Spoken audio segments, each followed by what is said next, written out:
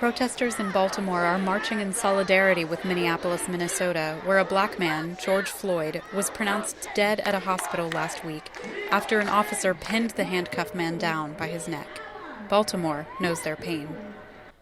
The death of Freddie Gray in Baltimore in 2015 set off 2 weeks of riots and protests that captivated the nation.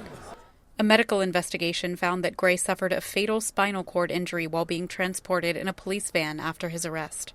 This is a continuation of the feelings from then.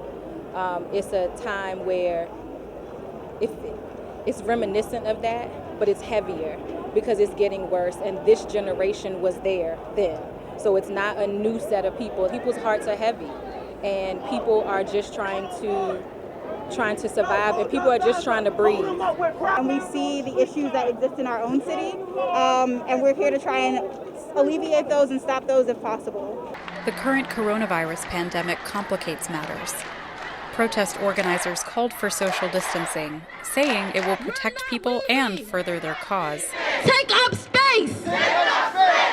But some protesters say the health risk is worth it. My life is a pandemic. Every day I wake up, I'm in a pandemic. Every day I wake up, I have to fear for my life. So come out here and stand on the street to say that I believe in my life and that my life matters, it's not a risk, it's a right. Designated volunteers in the Baltimore March were marked with color-coded tape to indicate to protesters who they could trust for first aid or crowd control.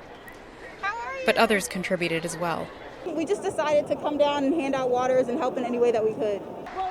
Protests in Baltimore took place with a renewed sense of urgency, but this time calmer and more organized. It's time for change. We don't want the police out here killing us for 100 more years. That's why we're here. For our kids, our sisters, our brothers.